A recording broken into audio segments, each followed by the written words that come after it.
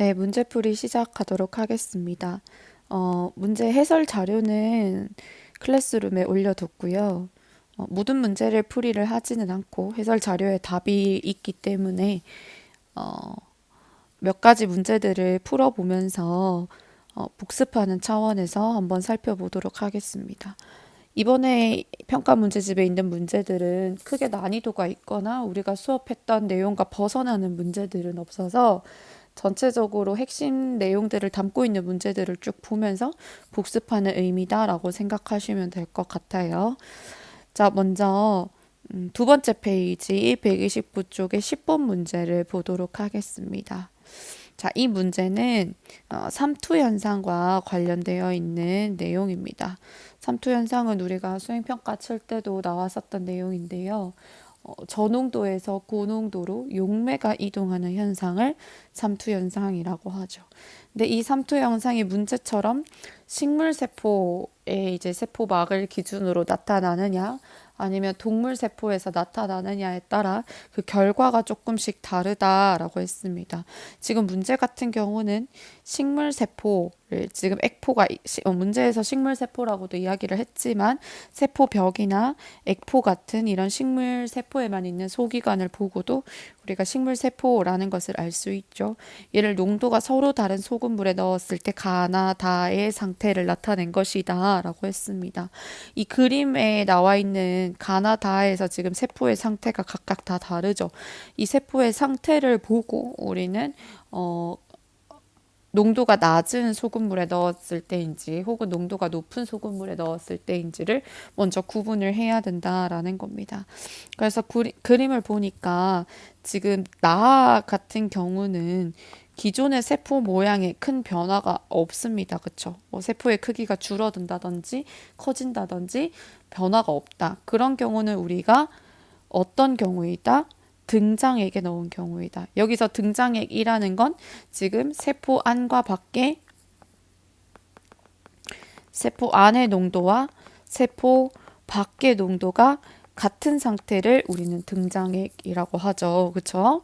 뭐 이 용어를 꼭 알아야 되는 것은 아니지만 우리가 수업 시간에 했던 단어이기 때문에 쌤이 적어뒀습니다.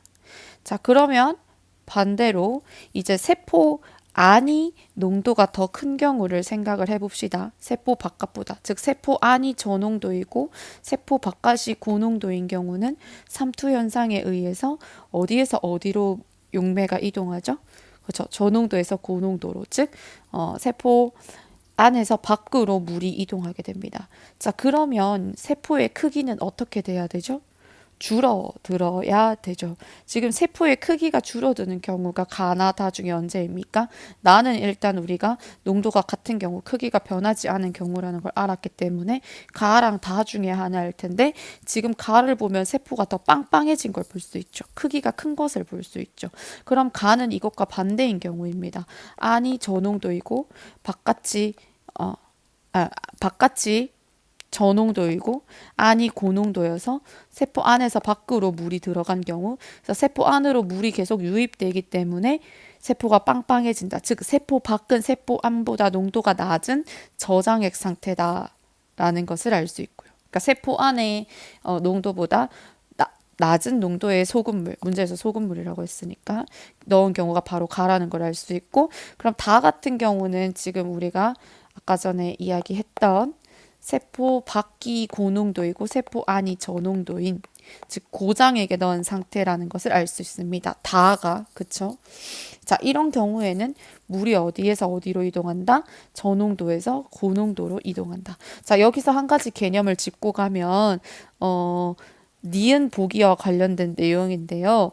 나는 어떤 상태였어? 세포 안과 밖의 농도가 같은 상태였죠. 그쵸? 나의 경우는. 그래서 세포의 크기가 변하지 않는다라고 했는데 사실 이때는 물의 이동이 없는 것은 아니죠. 그럼 어떤 상태입니까? 세포 안에서 밖으로 이동하는 물의 양과 밖에서 안으로 이동하는 물의 양이 같은 상태가 바로 이때인 거죠. 그쵸?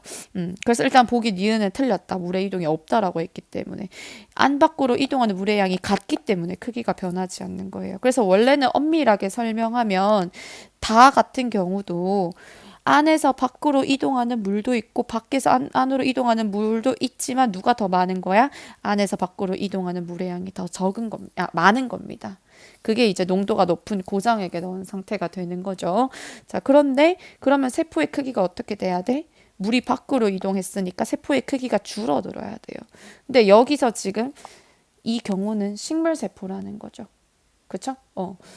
이게 만약에 동물세포라면 세포막 같은 경우는 충분히 수축 팽창이 어느 정도 가능하기 때문에 세포가 쭈그러드는 이렇게 부피가 줄어든 걸 우리가 눈으로 확인할 수 있을 텐데 식물세포 같은 경우는 동물세포에 없는 기관이 하나 더 있습니다. 그게 뭐죠? 단단한 세포벽이죠. 자, 그래서 세포의 크기가 줄어든다라고 해서 세포벽의 크기가 줄어들지는 않는다라는 겁니다. 이 세포벽은 단단한 구조이기 때문에 팽창할 때도 마찬가지예요. 세포벽이 견딜 수 있는 한계까지만 얘네들이 팽창을 할 겁니다. 자, 그런데 줄어드는 경우는 그래서 세포벽은 줄어들지 않고요. 이 세포벽 안에 있는 세포막으로 둘러싸인 부분들이 줄어들면서 이 세포벽과 세포막 사이에 공간이 생깁니다. 즉 세포막과 세포벽이 분리되는 현상이 나타나죠. 그걸 우리는 원형질 분리라고 불렀습니다. 그래서 디귿 같은 경우 맞는 보기가 되겠죠. 다에서 세포막과 세포벽이 분리된다. 왜?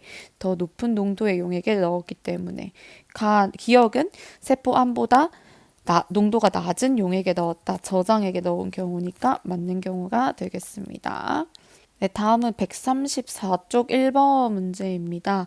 문제 자체는 어렵진 않은데요. 우리가 이 화학식을 한번 보고 갔으면 하는 마음에서 문제를 선택을 했습니다.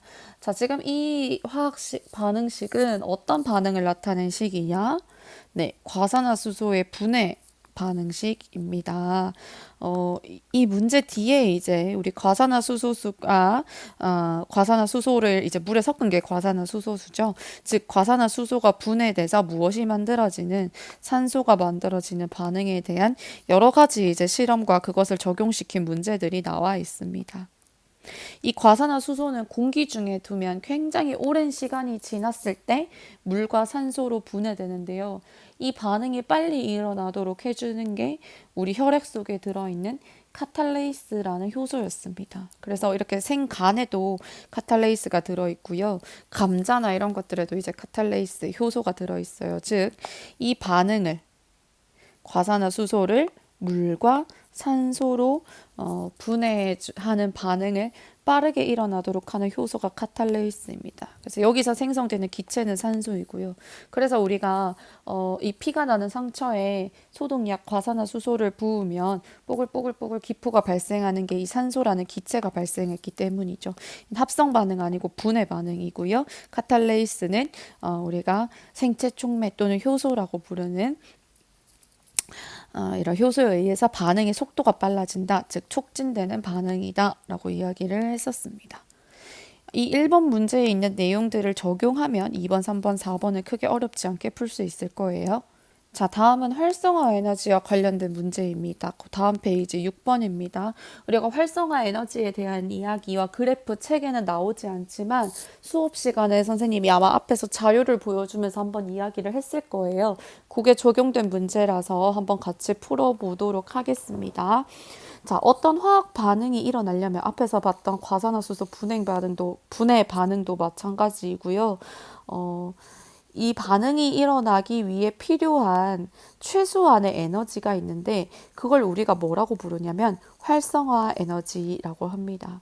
지금 문제를 보면 어떤 화학 반응의 에너지 변화를 나타낸 것이다. 그러니까 반응 전과 반응 후의 에너지 변화를 나타내고 있는 거고요. 지금 그래서 이 그래프의 축값을 보면 가로축이 반응의 진행이에요. 그러니까 지금 이 축의 방향대로 이렇게 반응이 일어났다라는 게 되고요. 자, 그렇기 때문에 얘들아, 가랑 나 중에 하나는 반응물이고 하나는 생성물이라고 했잖아요. 누가 반응물일까요? 그렇죠. 반응의 방향이 이렇게 일어나기 때문에 반응을 해서 새롭게 생성되는 물질이 생성물이잖아요. 그러니까 가는 이 가와 나가 무엇인지는 쉽게 우리가 알 수 있죠. 반응물과 생성물. 그러니까 무조건 에너지가 높다고 반응물인 건 사실 아니에요. 그렇지만 여기서는 반응의 진행 방향을 보고 반응물과 생성물이 누구신지, 어느 것이 반응물이고 생성물인지를 충분히 구분할 수 있고요. 지금 세로축이 에너지입니다. 처음에 반응물의 에너지는 이만큼이에요. 그러니까 여기 처음부터 이만큼이고요. 이제 생성물의 에너지는 이만큼이에요. 그러니까 에너지가 낮아지는 반응이죠. 이 가운데선 에너지가 방출될 건데, 그치만 이 반응이 일어나기 위해서 얘들아, 반응의 경로를 보면 반응이 이렇게 일어나는 게 아니고요. 반응 당시에, 반응 과정에서 에너지의 변화가 이렇게 나타납니다. 에너지가 좀 더 상승했다가 떨어지면서 생성물이 만들게 됩니다. 자, 그러면 지금 가장 에너지가 높은 지점이 여기거든요. 그 말은 반응물이 이만큼의 에너지가 더 있어야 이 반응이 일어날 수 있다라는 거죠. 반응이 일어나기 위해서 필요한 최소한의 에너지를 우리는 활성화 에너지라고 합니다. 그래서 이만큼이 활성화 에너지예요. 그쵸? 근데 아까 앞에서 과산화수소를 분해하는 반응이 빠르게 일어나도록 해주는 애가 이제 카탈레이스라는 촉매였죠. 결국 이 촉매가 하는 역할이 뭐냐면 카탈레이스든 뭐든 뭐 우리 몸에 있는 그런 소화 효소들 이런 것들도 다 소화가 잘 일어나도록 빨리 일어나도록 도와주는 역할을 하는 거잖아요. 그 촉매들은 바로 활성화 에너지를 낮춰줘서 반응이 좀 더 빨리 일어나도록 하는 것이 바로 촉매의 역할입니다. 그래서 사실 엄밀히 얘기하면 이거 수업 시간에서 이미 한번 얘기를 했을 텐데 정촉매라는 게 있고요. 부촉매라는 게 있어요. 정촉매는 반응 속도를 빠르게 해주는 친구들, 부촉매는 느리게 해주는 친구들. 그래서 사실 부촉매는 활성화 에너지를 더 높여서 반응 속도를 낮춰주는 역할을 하는 거거든요. 근데 우리는 지금 부촉매는 생각 안 할 거예요. 책에서는 그냥 촉매라고 하면 다 정촉매처럼 반응 속도를 빠르게 해주는 애들이라고 생각해도 됩니다. 그러니까 지금 우리가 말하는 이 촉매들의 역할은 전부 다 뭐다? 활성화 에너지를 낮춰줘서 반응 속도를 높여주는 애들이다. 그러니까 활성화 에너지가 낮아진다라는 건 그래프가 어떤 식으로 변하는 거냐면 대략적으로 그려볼게요. 이게 정확하진 않겠지만 활성화 에너지가 낮아지는 거야. 이만큼 낮아지는 거야. 원래는 활성화 에너지가 이만큼이었는데 이만큼으로 낮아지는 겁니다. 자, 그렇게 해서 반응이 조금 더 빨리 일어날 수 있도록 해주는 게 이제 촉매의 역할인 거거든요. 그렇죠? 그래서 이제 문제를 보면 기억은 반응물, 생성물 맞습니다. 기억 활성화 에너지 맞고요. 기억이 높을수록 빠르게 일어나는 게 아니라 낮을수록 조금만 에너지를 이 언덕을 넘어도 되니까 그쵸. 활성화 에너지가 낮을수록 반응이 빠르게 일어난다. 그 말이 결국 반응 속도가 빠르다라는 얘기고 그렇게 해주는 게 누구다? 촉매의 역할이다라는 겁니다. 자, 140쪽 1번, 2번 문제를 같이 보도록 하겠습니다. 자, 지금 1번 문제는요. 그림이 나와 있는데 사람의 세포에서 유전 정보를 저장하고 있는 물질의 구조를 나타낸 것이다 라고 해서 이 각각의 구조들이 뭔지를 안 알려주고 있어서 일단 알아야 돼요. 그쵸? 자, 요렇게 이런 X자 모양으로 생긴 게 염색체였습니다. 이 염색체는 꾸불꾸불한 실 모양들이 뭉쳐져 있는데 걔가 뭐냐면 염색사예요. 이 염색사는 다시 단백질과 DNA로 이루어져 있고요. 얘네들이 이제 이 이중 나선 구조 누구죠? 얘네가 이제 DNA죠. 근데 지금 디귿 같은 경우는 이 DNA의 일부를 표시하고 있습니다. 그쵸?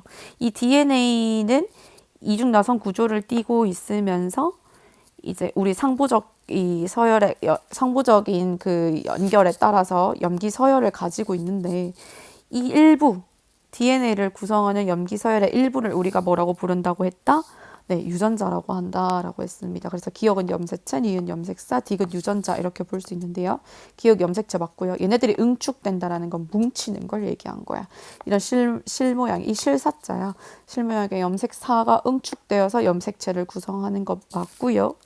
이제 그 안에 있는 유전자에 유전 정보가 저장되어 있다. 그래서 우리는 부모님으로부터 이 유전자를 물려받아서 그 유전 정보에 따라 형질이 나타나게 되는 거죠. 그래서 2번을 보면 얘들아 이게 이제 DNA인데 그 위에 있는 일부 염기서열 요 위치에 있는 이 염기서열이 눈동자의 색깔을 나타내는 유전자래요. 그래서 지금 같은 위치에 있는 유전자인데 하나는 갈색 눈동자를 나타내는 유전자고 하나는 파란색 눈동자를 나타내는 유전자라고 합니다. 그럼 얘네들이 지금 어떤 차이가 있느냐라고 했더니 똑같이 눈동자 색깔을 나타내는 유전자인데 갈색 눈동자 유전자 같은 경우는 많은 멜라닌 효소를 합성시킨다. 멜라닌 효소, 얘네들 다 단백질이죠. 그쵸? 그러니까 이 멜라닌이라는 단백질을 많이 만들어내고요. 반면에 파란색 눈동자 유전자는 멜라닌 이 효소를 작게 만들어낸다. 그래서 결국 갈색 눈동자 유전자를 가지고 있으면 멜라닌 색소가 많아서 갈색으로 보이고요. 파란색 눈동자 유전자를 가지고 있으면 멜라닌이라는 단백질이 적어서 파란색으로 보이는 거예요. 그래서 어떤 유전자를 물려받느냐에 따라 갈색 눈동자를 가질 것이냐, 파란색 눈동자를 가질 것이냐가 결정이 되겠죠. 기억, 특정 유전자에는 특정 단백질에 대한 정보가 저장되어 있다. 맞습니다. 눈동자 유전자에는 멜라닌 효소를 합성시키는 이 단백질에 대한 저장 정보가 들어있는 거죠. 그쵸?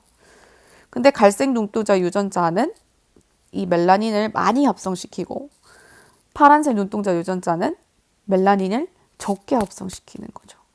그래서 눈동자 유전자에는 멜라닌에 대한 정보가 들어있고 같은 종류의 효소, 같은 멜라닌에 대한 유전 정보가 들어있는데 멜라닌 색소 종류를 다르게 만드는 게 아니고 멜라닌 양을 다르게 만들어서 차이가 난다라는 거다.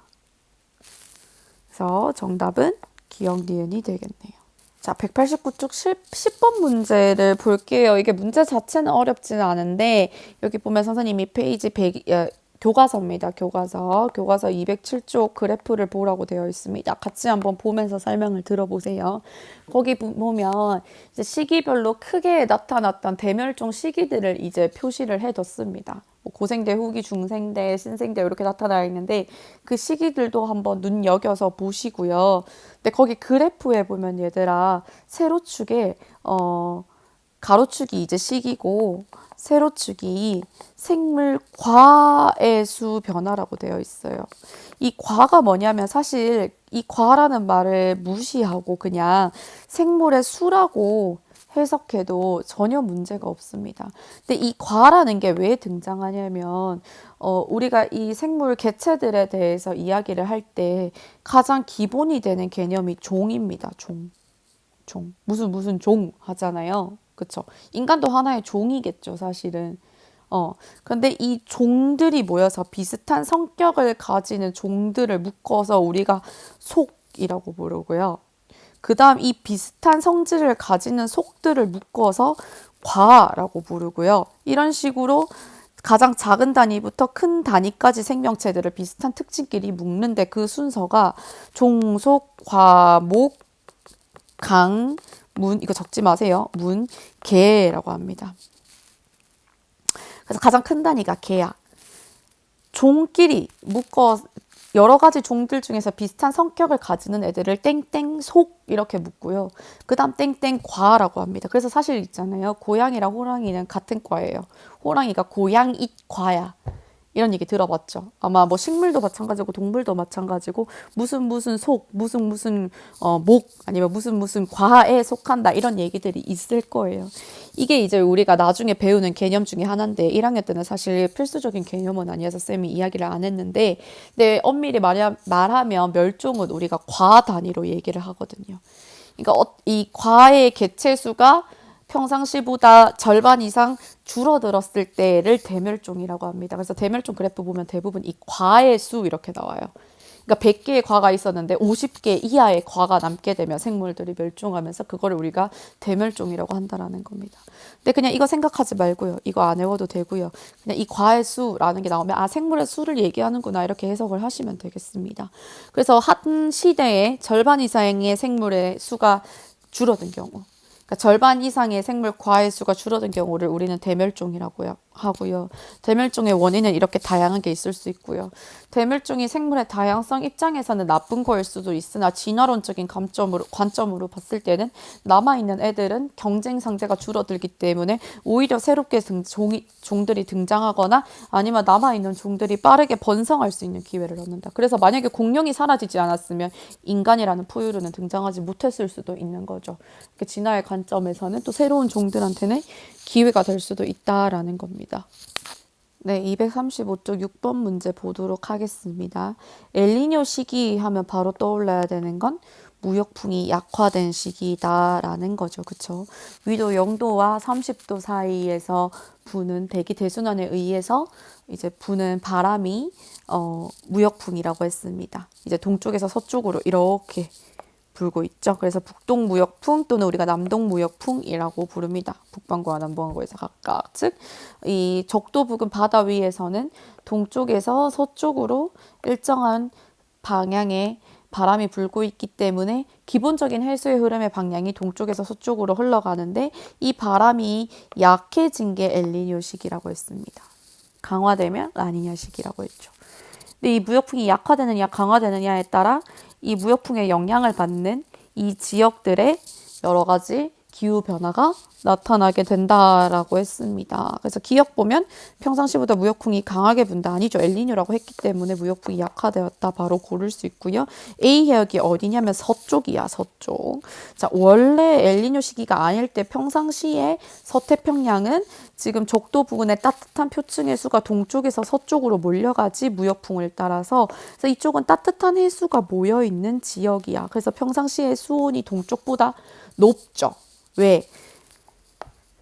따뜻한 해수가 서쪽에 몰려있는 효과도 있고요. 동태평양 같은 경우는 표층 해수가 다 서쪽으로 이동해서 부족하니까 이 부족해진 표층 해수를 채우기 위해서 심층에 있는 차가운 해수가 올라오는 용승 현상이 일어난다고 했습니다. 사실 이 그림을 자세히 보면요. 지금 심층에 있는 차가운 해수가 이 비층 쪽에 더 많이 쌓여 있다라는 걸 그림에서 표시를 하고 있기도 해요.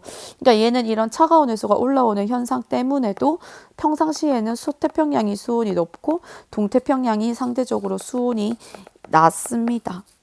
근데 이건 무역풍 때문에 일어나는 현상이니까 무역풍이 약화되면 이 현상이 아주 심하면 뒤집히거나 아니면 덜 하겠죠. 그쵸? 그래서 무역풍이 약화되면 어떤 현상이 일어나냐면 이 무역풍에 의해서 서쪽으로 이동하던 따뜻한 해수의 흐름이 약해지기 때문에 서태평양은 상대적으로 수온이 내려가게 되는 겁니다. 그렇다고 해서 따뜻한 해수가 동쪽에 더 많이 쌓여 있느냐? 그렇지는 않아요. 그건 아주 엘니뇨가 심해서 그런 경우고 이렇게 아예 흐름이 아예 이렇게 역전되지는 않는다라고 했어요. 근데 우리가 표현은 이렇게 흐른다라는 것처럼 말하지만 그래서 상대적으로 따뜻한 해수가 여기 그림에 있는 것처럼 중앙태평양이나 동쪽에 상대적으로 쏠려 있다라는 겁니다. 이 흐름이 적어지기 때문에.